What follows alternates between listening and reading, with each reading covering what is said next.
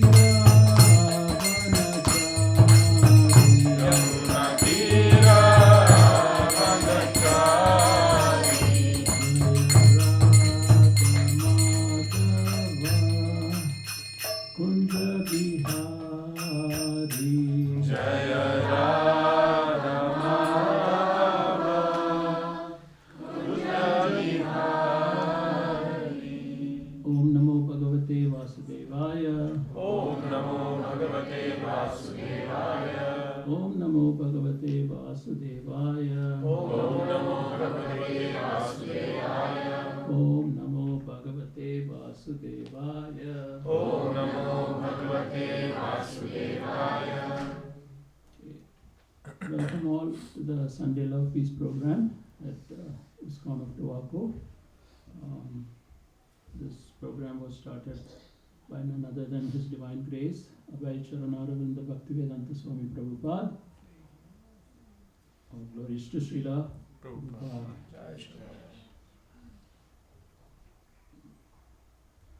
Say the invocation prayers. Om Ajnanatimirandasya Jnananjana Shalakaya Chakshuram Unnatatamena Tasya Shri Gurave Namaha Shri Shri Chaitanya Krishna Sthapitam Yena Bhutale Swayam Rupa Kadavani Tadati Swapadantakam Vandeham Shri Guru Shri Tapadakam Shri Guru Vaishnavasya Shri Rupam Sagrajatam Sahakana Raghunathanvitam Tam Sajivam Sadhaitam, Sadhaitam, Sarjanasvatam, Krishna Chaitanya Devan, Shri Radha Krishna, Sadhan, Sahagana, Shri Radha, Ushakani Prancha, Hare Krishna Karna Sindhu, Dilavantu Jagapati, Gopi Sadhu Gopika Radha Kanta Namaste, Tapatan Chinchadara, Radha Rameshwari, Shri Devi, Pranami Praniti.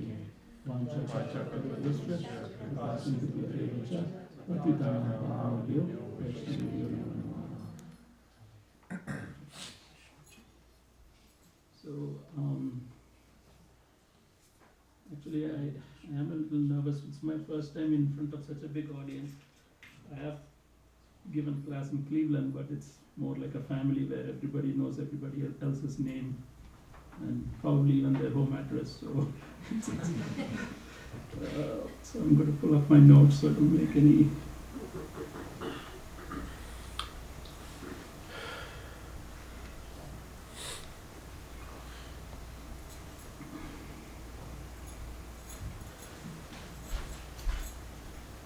So for those of you who don't know about Srila Prabhupada, I would suggest you can watch on YouTube the Empowered Acharya Part 1. It's about 19 minutes long. And another very good resource is, it's called Your Ever Well-Wisher. That's longer, it's about 54 minutes long. Both are wonderful depictions of Srila Prabhupada. Um, Today I'm going to talk a little bit about Bhagavad Gita, which can be translated as the Song of God. And in it, chapter 3 is Karma Yoga, or the path of action. And there's three interesting verses there, 3, 17, 18, and 30. The title of the talk will be Contrasting Beauties. And it was very interesting because this talk is essentially based on a lecture by His Grace Gauranga Darshan Prabhu. He's a very famous teacher from Mumbai under whom I did the class. And also based on about 2 or 3 one-on-one meetings with Madan Gopal Prabhu. So, Madan Gopal Prabhu guided me in pretty much everything. And he pulled out his slides when, of course, he has given classes and lectures and so many topics all over, probably the world, because even in Africa I've seen his YouTube lectures. So he used the word contrast also. So I said, Prabhu, at least I didn't miss, I got one word right. So I told him so. My deepest gratitude to the Tawako Temple Management for giving me this opportunity to learn in a little deeper way and help purify myself, because talking in front of an audience, in front of the most merciful deities, Sri Gauranitai, Sri Taram Lakshman Hanuman, and Sri HG Gopalji is an honor, and I want to request your prayers and your blessings and your help in making sure the words come out in the proper way, with the proper meaning and the proper devotion. So please give me your blessings. So it's a little bit of contrasting beauties, how the verses go, and we're going to have a little discussion on that. This is the meaning of the invocation prayer, so we can just read it together. I was born in the darkest of ignorance, and my spiritual master opened my eyes with the torch of knowledge. I offer my respectful obeisances to him. So Venerable Sri Rupa Goswami Prabhupada, who established in this material world a mission to fulfill the wish of Lord Chaitanya Mahaprabhu, give me shelter under his lotus feet. I offer my obeisances unto the lotus feet of my spiritual master and onto the feet of all Vaishnavas. I offer my obeisances to Srila Rupa, Sanatana Raghunath Dasa, Raghunath Bhatta, Gopal Bhatta, and Jiva Goswamis. I offer my respectful obeisances to Lord Sri Krishna Chaitanya, Lord Nityananda, Advaita Acharya, Gadadhara Pandita, Srivasadi Bhakta and associates. I offer my obeisances to Srimati Radharani, Sri Krishna, and their principal associates, Sri Lalita and Sri Vishaka. O my dear Krishna, you are the friend of the distressed and the source of creation.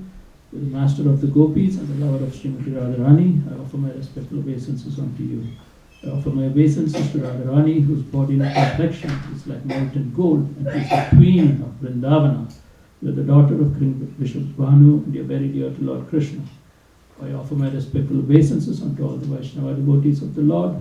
They can fulfill the desires of everyone. They are just like desired trees, and they are full of compassion for the fallen conditioned souls. I offer my obeisances to all others in the line of devotion. Hare Krishna, Hare Krishna, Krishna Krishna, Hare Hare, Hare Rama, Rama Rama, Hare Hare. So the structure of the first section of the Bhagavad Gita is something like this. So the armies, the Kauravas and the Pandavas are assembled, and there's going to be a very great battle, like a world war, the original world war, you could say, 5,000 years ago. Then the second chapter is Krishna very quickly giving Arjuna pretty much a knowledge of the entire Bhagavad Gita very quickly. I think it's supposed to have been spoken in not even an hour, right? The entire Bhagavad Gita, they say. So, and then Karma Yoga, what we're going to do is chapter 3, and then there's a few other chapters. So, so we'll talk mainly about 3.30.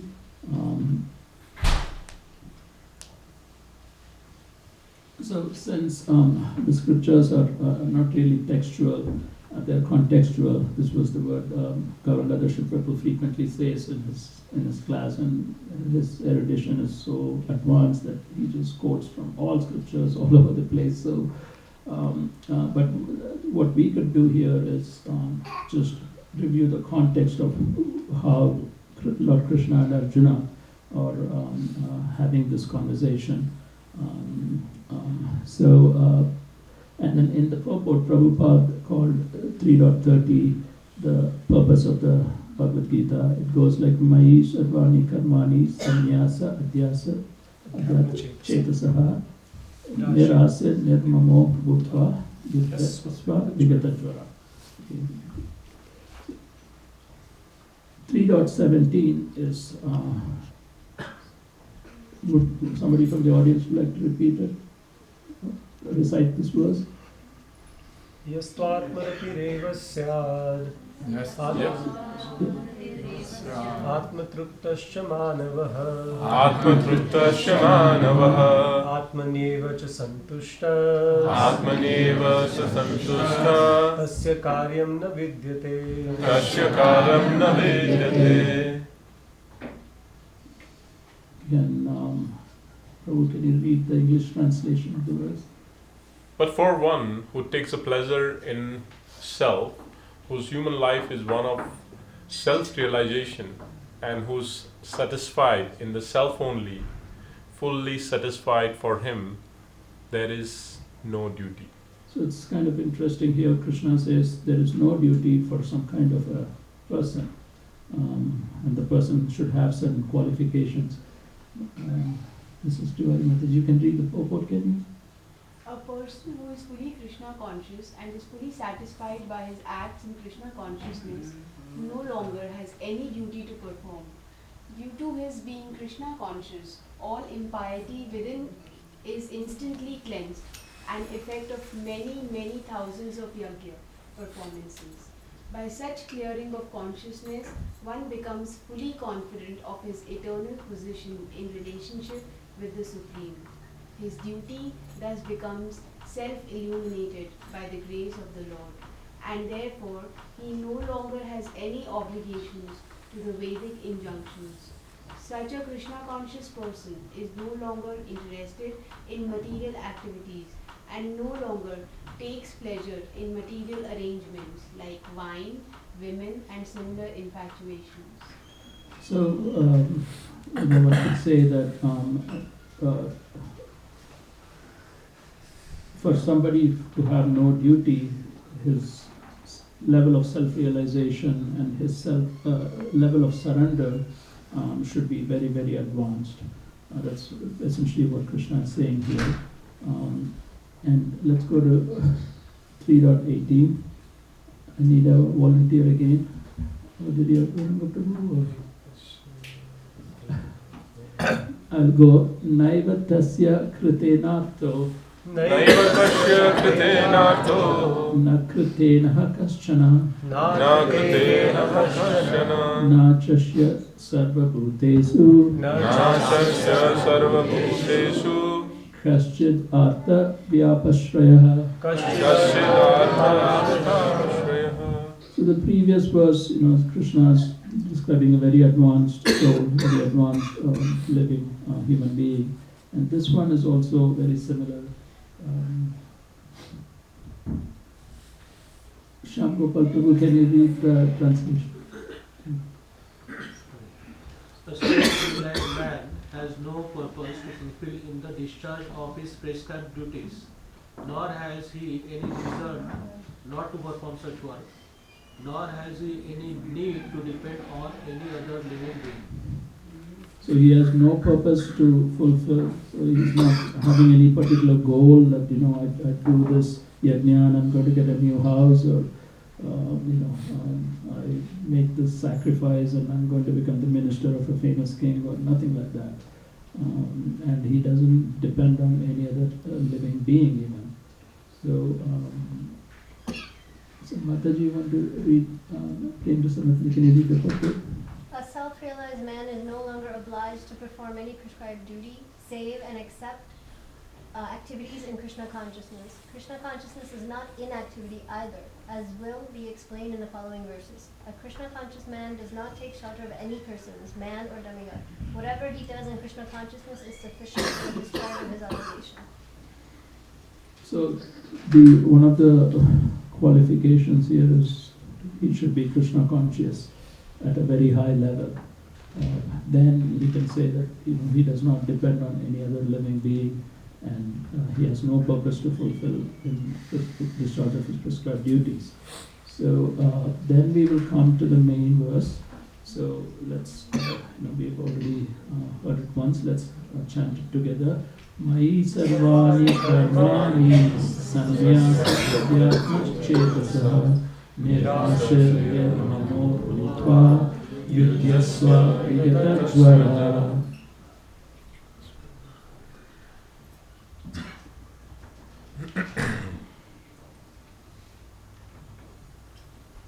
So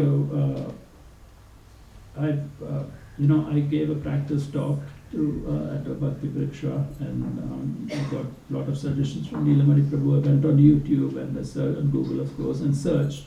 And Srila Prabhupada on 1st January 1969 in Los Angeles. So he has specifically talked on this topic.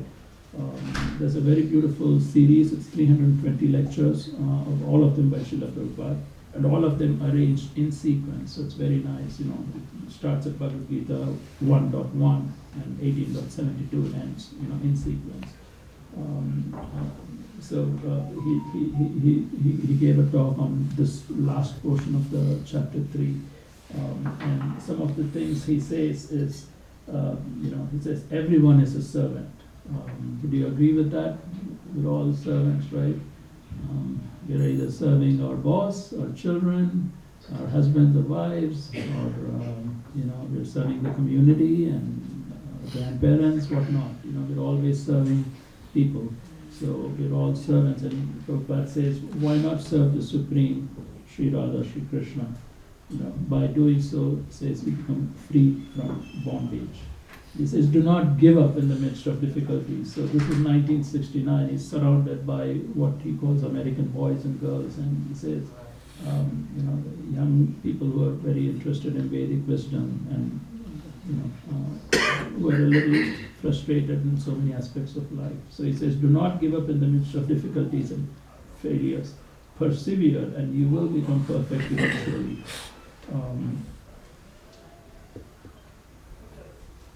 And then he puts a challenge. He says, I challenge you people to offer 56 items of bhoga to Sri Krishna in the form of Lord Jagannath.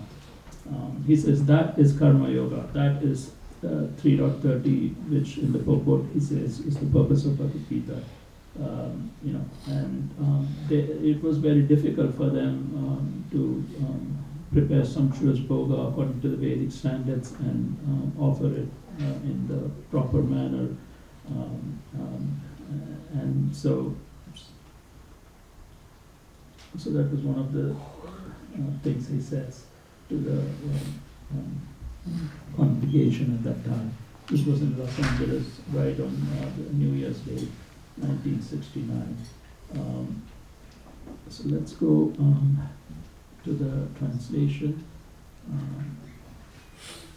Can you read the translation?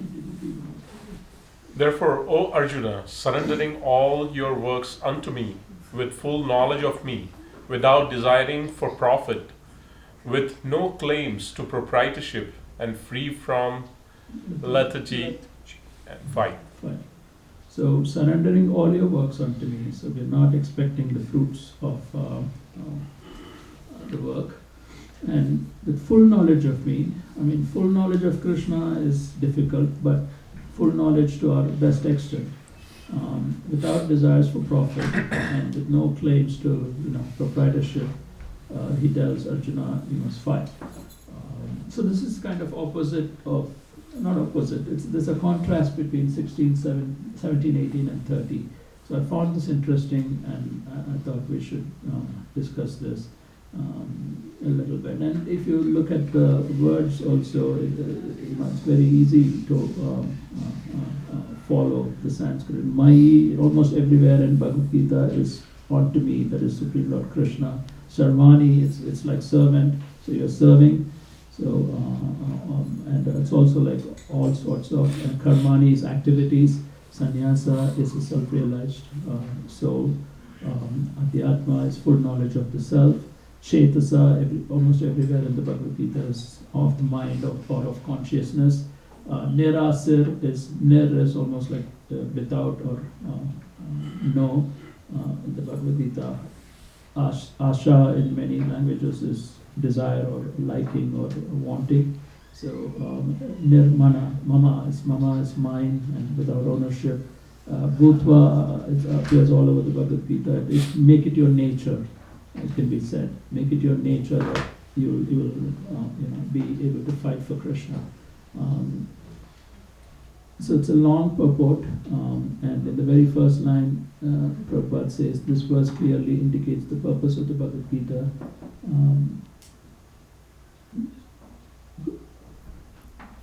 Can somebody read the... this is actually the purport.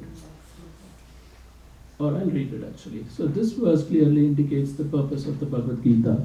The Lord instructs that one has to become fully Krishna conscious to discharge duties as if in military discipline. Such an injunction may make things a little difficult. Nevertheless, duties must be carried out with dependence on Krishna, because that is the constitutional position of the living entity.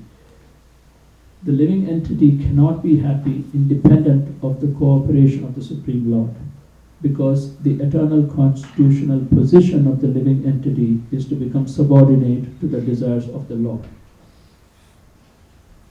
Arjuna was therefore ordered by Sri Krishna to fight as if the Lord were his military commander. Actually, in chapter 2 also, Krishna tells Arjuna, you are a Kshatriya, your duty is to fight. Take up, don't, because Arjuna dropped his bow. His hand was trembling, he was nervous, and he was also compassionate. He didn't want to engage in warfare to win something. So he was actually, I think he says somewhere in 2.20 or around those verses, he says, I would rather die, be killed, rather than kill my own cousins or people who are on the wrong side. And Krishna tells him, no, you must fight because you're a Kshatriya, and if you don't fight, you will, your people will, your reputation will actually go down. People will say you're a weakling, you're a coward, and that will be even harder for you than to actually pick up your weapons and fight for the sake of justice, or for the sake of Lord Sri Krishna here. So then, of course, at the end of chapter 2, I think, I don't know, but Arjuna actually says, I am your disciple in chapter 2. At the end of chapter 2, he says... In the beginning of chapter. Beginning of chapter 2. Yeah, Karpanya Doshopahata. So, Karpanya Doshopahata, Prachamitam, Dharmasamudishesasa. Yeah, okay. So, because of that, Krishna starts explaining to him, the Karma Yoga, which you could say is Arjuna's principal duty here. So, so we were here where he says he's ordering. Arjuna was therefore ordered by Sri Krishna to fight as if the Lord were his military commander. It's kind of a second order from Krishna to Arjuna. So one has to sacrifice everything for the good will of the Supreme Lord, and at the same time discharge prescribed duties without claiming proprietorship. Arjuna did not have to consider the order of the Lord. He only had to execute his order. So anything coming from Sri Krishna, from our Guru Maharaj, we don't have to think too much about it, whether it's right or wrong. Just the fact that it came from your spiritual master or it came from Lord Sri Krishna in the disciplic order, succession, that is good enough. You could just assume that Krishna is not going to give you something that you don't have the ability to execute. So you just trust Lord Shri Krishna, trust your Guru Maharaj, and say, I'm going to give it my best effort, and I have faith in God, I have faith in my spiritual master's instructions, and I have faith in the devotee community, and I have faith in oneself, and I will just go and execute his order. And that's what Srila Prabhupada is saying essentially here. The Supreme Lord is the soul of all souls. Therefore, one who depends solely and wholly on the Supreme Soul without personal consideration, or in other words, one who is fully Krishna conscious, he is called Adhyatma Chetasa. Mere asir means that one has to act on the order of the master but should not expect fruitive results. So the example is, the cashier may count millions of dollars for his employer, but he does not claim a cent for himself. Similarly, one has to realize that nothing in the world belongs to any individual person, but everything belongs to the Supreme Lord. That is the real purpose of Mahi, or unto me. And when one acts in such Krishna consciousness, certainly he does not claim proprietorship over anything. This consciousness is called nirmama, or nothing is mine. And if there is any reluctance to execute such a stern order, which is without consideration of the so-called kinsmen in the bodily relationship, that reluctance should be thrown off. In this way, one may become vigata jvara, or without feverish mentality or lethargy. Everyone, according to his quality and position, has a particular type of work to discharge, and all such duties may be discharged in Krishna consciousness as described above. This will lead one to the path of liberation. So here Lord Shri Krishna is talking about the path of liberation. We know as devotees that liberation itself is not so important for us. It comes in many of the books that we really are not aspiring for liberation. We are aspiring for loving devotional service. But initially Krishna is just, this is a conversation between two great souls, or a super soul actually, and Arjuna, who's a soul like us, a great soul, one could say. So he's talking first about the path of liberation.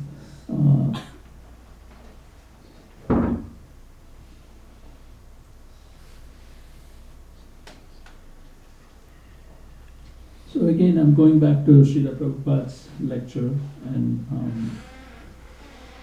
and some of the words or phrases he says.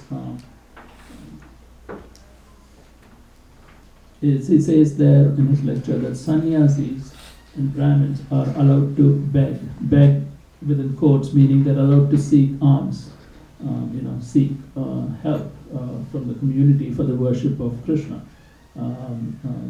But Kshatriyas, Arjuna is a Kshatriya, they're not allowed to beg. They're supposed to fight and establish justice and order in the world. That's the order that's given to Kshatriyas. Prabhupada says that we should transcend the three modes of material nature. What are the three modes of material nature? Prabhu? Harinamananda Prabhu? Sattva guna, raja guna, and tama guna. Yeah, so goodness, passion, and ignorance. Passion and ignorance. So as a fully Krishna conscious person, we are supposed to transcend those modes of material nature. So interesting, today I was in the kitchen and I got this cut. And who better than, it was a little bit bleeding, not much. So I was trying all sorts of things, and then Antaryami comes to the rescue, Immediately, he pulls out his staff, and within like 3 minutes, he's all wrapped me up this finger, and it literally stopped, cold water also, but it stopped in 3 minutes. So I sent a text to my oldest son. He was an EMT, in the university. So he said, Antaryami has transcended the three modes of material nature. He can be a cook, he can make the most delicious prasadam, worship the deities in the best way, and he can do an EMT job in 3 minutes. No training needed. So he has such a great devotee, he's so Krishna conscious, and he's so empowered. So I was thinking, how do I explain this 17, 18 versus 30 in a very simplistic way? So I went to Google and said, okay, fake monk. And I got this article. It says, man uses fake monk certificate to work in Singapore. So, the details are not important. The point is that most of us are in the Karma Yoga path. We have a duty to our family, to our immediate family, and our community, our friends, the leaders in society, like Hari Prabhu and Shankar Prabhu and Gopal Prabhu and so many others here. So we can't pretend to be a monk. We have to be a bona fide monk if you want to be a bona fide monk. That's my Guru Maharaj Bhakti Maharaj Swami. So that is essentially what is happening in these verses. So, and some of the other words the phrases that Prabhupada says is that we can't suppress our senses artificially. We have to engage our senses in the service of Srila Prabhupada. So we come to the temple, learn some cooking skills in the kitchen, learn some cleaning skills, learn some skills for decoration on Nityananda appearance day. So Lord Nityananda is on the right-hand side, correct? When you're looking at it, it's on the left-hand side. So he's the right-hand side of Sri Chaitanya Mahaprabhu. So we had such beautiful decorations on Nityananda Trayodasi. We had flowers, we had fruits. It was mostly blue. The whole altar was bluish in color because that is the color of Lord Nityananda. His clothes are mostly bluish. He's of whitish complexion, and Lord Chaitanya Mahaprabhu's his clothes are mostly saffron or yellow. So we engage our senses in the service of the divine deities, and we also serve each other. We serve prasadam to each other, we inquire about each other, and we have the 6 loving exchanges, which is explained in the nectar of instruction, right? The 6 loving exchanges are the nectar of instruction between devotees. So that's what we do, and we are loving to everybody, and we welcome everybody with a smile, and we are dasana dasa, so the servant of the servant of a devotee of Krishna. So thank you, Dandavat Pranams. So the devotees of the Lord are released from all kinds of sins because they eat food which is first offered for sacrifice. Others who prepare food for personal sense enjoyment verily eat only sin. That's part of chapter 3, Karma Yoga 3.13.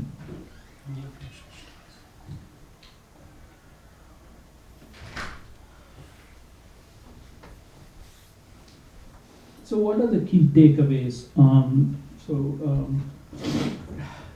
I have a bad cold. I caught a cold, a cough, and everything. So excuse me for that. Sorry.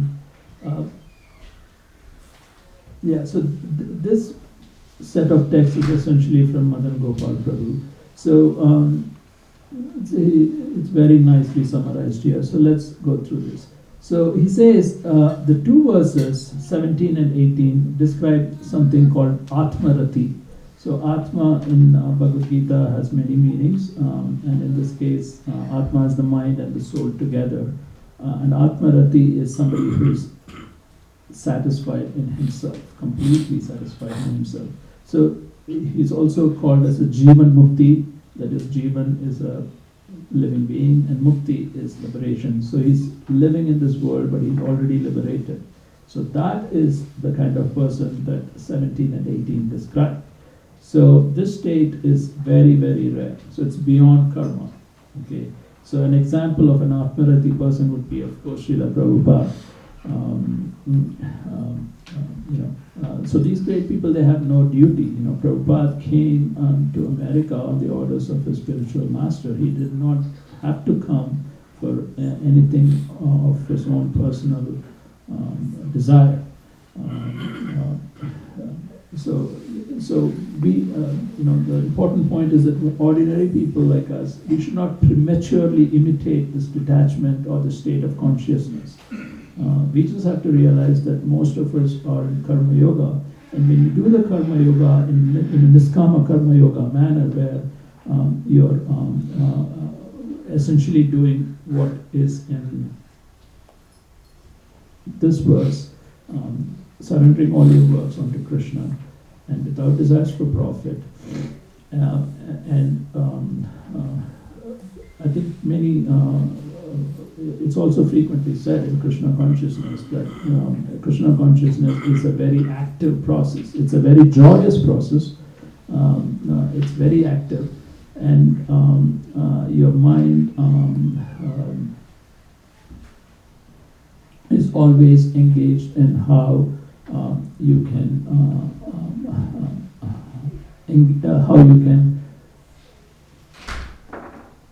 make all your senses be connected to Srimati Radharani and Sri Krishna. And if you do that, then that is essentially 3.30. So it is not, one shouldn't just say 3.17 and 18 says, I have no duty, I'm liberated, I'm just going to sit and, even say, chant and expect everything to come to me, from others. So that's not what Krishna is saying here. And then Prabhupada's other phrases in that same YouTube lecture, 1st January 1969, he says, God is not Hindu, God is not Muslim, or God is not Christian, God is God. God is all attractive. And guess what Krishna means? What does Krishna mean? Anybody? All attractive. So that means he has all the opulences in full, right? What are the 6 opulences? So, somebody? Knowledge, yes. Krishna is full of knowledge. He knows the past, the present, and the future. Power. He's full of physical power. And all beauty. Yes, he's the most beautiful. I mean, these deities are so exquisitely beautiful, and any deity of God or Krishna, if done with love and devotion, is so exquisitely beautiful. So they are physical, could say. He's the most knowledgeable, he's the most powerful physically, and he's also the most intelligent and the most beautiful, and he's the most famous. God is famous, and Krishna, we are making Krishna more and more famous, and that's our duty. And finally, in spite of having all the opulences, he's the most renounced. So you cannot make Krishna happy or sad by your will. He's completely renounced. So those are the 6 opulences.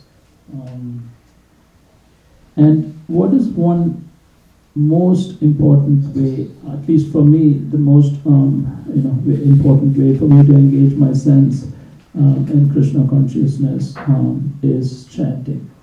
And when Prabhupada arrived in America, he didn't come with $1 million or a lot of books. He brought some books, but not a lot of them. And he didn't come with hundreds of disciples following him. And he came with a simple prayer.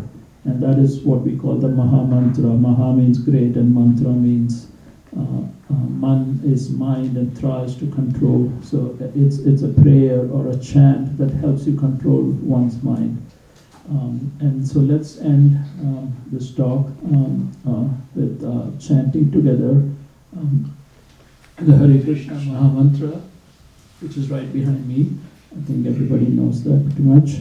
So Hare Krishna, Krishna Krishna, Hare Hare, Hare Rama, Rama Rama, Hare Hare. chant again from the bottom of your heart, because this Maha Mantra purified so many people, and it helped everybody attain a very strong connection with the divine. So it is, let's chant it again from the bottom of our heart and seek blessings of Lord Shri Krishna. Hare Krishna, Krishna Krishna, Hare Hare, Hare Rama, Rama Rama, Hare Hare. Once more, Hare Krishna, Krishna Krishna, Hare Hare, Hare Rama, Rama Rama, Hare Hare. Thank you very much. Any simple questions, or if you have any realizations, please share it. If you have a realization of this verse or something else that you would like to, please share it.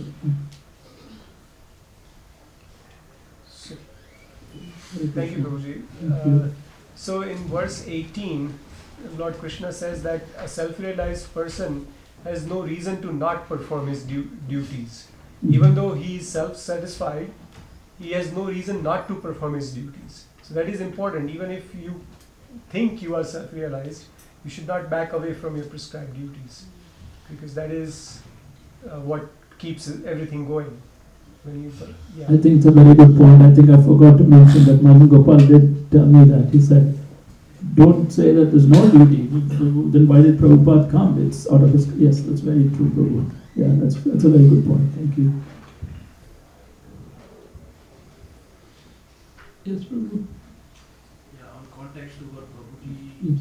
mentioned about the not to prescribe duty, reason not to, there is a description of it, and it references, gives some of the examples of the great leaders who actually set an example, pretty much to set an example to others, that just because you are studying doesn't mean the buck stops right there. You can still set an example like Chaitanya Mahaprabhu, Lord Raja Dasra, and many other great sages and senior Vaishnavas who actually continued that duty to set an example for others. So others can follow. Right. I think in chapter 3, you are very correct there. Krishna says, King Janaka, he gives the example of King Janaka, says, great people, great leaders like these, they perform their duty to set an example for the others. Yeah, he's actually talking about this myself and Sandamini. I know she has sat in this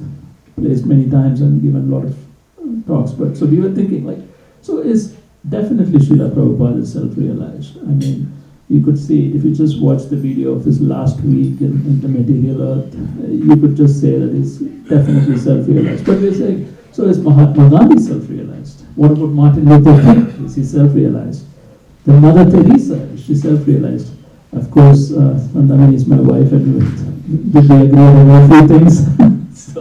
so we didn't come to a conclusion. So that's a question for you guys to think about it. You know. Anything else? Yeah, even I think in 322, Krishna says, I mean, never mind ordinary people, realized or not realized, self-realized, but Krishna, Supreme Personality of Godhead, no question of being self-realized for him, right?